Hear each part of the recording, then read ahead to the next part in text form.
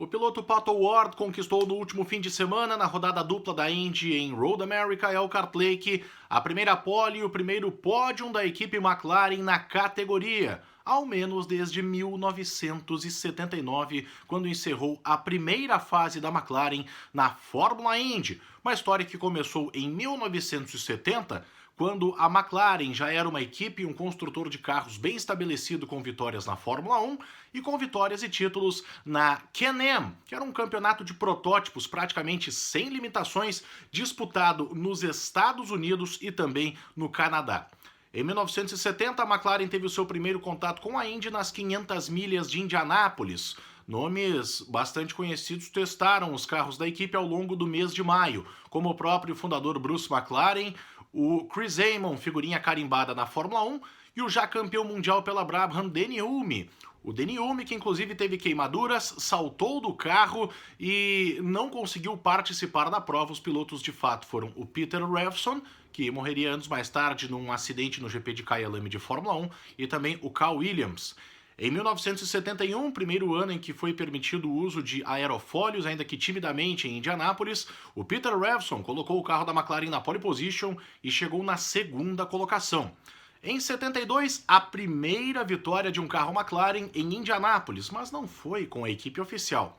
Foi com uma equipe que comprava o chassi da McLaren, uma tal de Penske, que venceu em 1972 pela primeira vez nas 500 milhas com o Mark Donohue. Hoje a Penske já tem 18 vitórias na corrida mais tradicional e famosa do planeta.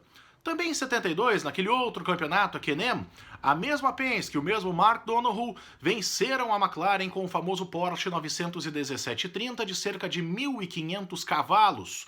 O desenvolvimento praticamente ilimitado fez com que os custos da Can-Am disparasse, assim como os gastos com a contratação de grandes pilotos. A McLaren contratou o Jack Stewart em 72, que já era bicampeão do mundo, por exemplo, para correr no seu programa nos Estados Unidos. Ao fim de 72, a McLaren decidiu encerrar a sua participação na Can-Am e se concentrar na Indy, onde a partir de 73 não disputaria mais apenas provas esporádicas, mas faria uma temporada completa. A McLaren deu uma grande dentro quando cruzou o seu caminho com o cara chamado Johnny Rutherford, que na época já tinha 35 anos, corria cerca de 10 na Indy e havia vencido apenas uma prova. Parecia que daria errado, mas aconteceu exatamente o contrário. Já em 73, Rutherford fez a pole position para as 500 milhas de Indianápolis, mas não venceu. Em 74 foi o contrário. Ele veio lá de trás, do 25º lugar, para vencer a corrida pela primeira vez, num ano em que a McLaren foi também campeã mundial de Fórmula 1 com o Emerson Fittipaldi. E aí um adendo muito interessante, tá?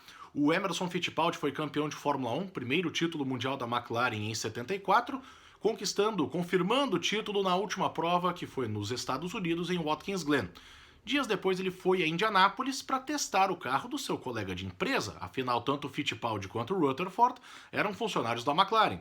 O Emerson andou com o carro, andou na casa até de 295 km por hora de média, cerca de 15 km por hora mais ou menos abaixo da pole daquele ano, que foi do AJ Foyt, mas disse que, apesar de ter ficado bastante impressionado, ele não tinha planos de competir nas 500 milhas de Indianápolis.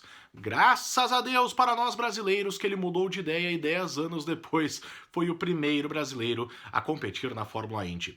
A McLaren repetiu a dose em 76, pole e vitória em Indianápolis para Johnny Rutherford e título mundial de Fórmula 1 para James Hunt.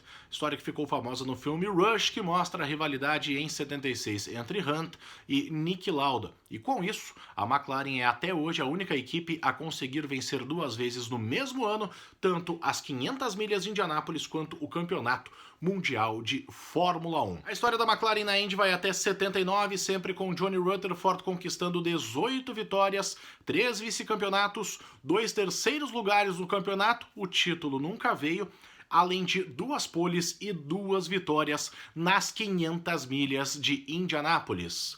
Lone Star JR, como também era conhecido, porque o capacete dele tinha uma bandeira do Texas estilizada, e a bandeira do Texas, assim como o símbolo do Botafogo, é conhecida por uma estrela solitária. Pois bem, ele conquistou a sua última vitória, jejum que o Pato Ward quase quebrou no último domingo, faltaram 2 voltas apenas para que ele conseguisse quebrar também essa marca, mas a última vitória da McLaren e com o Johnny Rutherford foi no Oval de Atlanta, muito conhecido pelos fãs da NASCAR, em 79, numa rodada dupla como a do último fim de semana. Nas 2 provas, o Rutherford saiu na frente e venceu. O último pódio foi também naquele ano, um pouquinho mais tarde, no Oval de Michigan, quando ele chegou na 3ª colocação. Aí a McLaren voltaria a Indianápolis em 2017 com o Fernando Alonso, em parceria com o Andretti, em 2019, que as coisas não foram muito bem, com o Alonso não conseguindo se classificar, e em 2020, pela primeira vez em 41 anos, com uma equipe de tempo integral, que tem o Pato Ward, que teve esse belíssimo resultado no fim de semana, e com o atual campeão da Indy Lights, o americano Oliver Askew. Até poderia ter um brasileiro, tá? Porque eu participei há algumas semanas de uma entrevista no programa Guaíba 300 por hora, da Rádio Guaíba de Porto Alegre, com o Hélio Castro Neves. Perguntei sobre uma possível negociação de volta para a Indy de 2020 e ele confirmou que houve um contato da McLaren para que ele, Elinho, corresse no time neste ano, mas ele acabou ficando na equipe Penske, onde compete na IMSA e vai competir também nas 500 milhas de Indianápolis. O Hélio prometeu que nós, fãs, saberíamos mais detalhes a respeito no futuro. Muito obrigado a você que assistiu esse vídeo. Você está acostumado a ver o pessoal do YouTube, pedindo que você ao final se inscreva no canal, ative o sininho. E não precisa nada disso, tá? Mas se você puder, deixe o seu feedback, a sua opinião, seja boa ou ruim, na caixa de comentários. Este é um vídeo experimental, é a primeira vez que eu faço esse trabalho, nunca tive nenhuma intimidade com um vídeo, então, se você puder deixar a sua opinião, eu fico realmente muito agradecido. E quem sabe a gente tenha novos encontros aqui pelo YouTube. Valeu!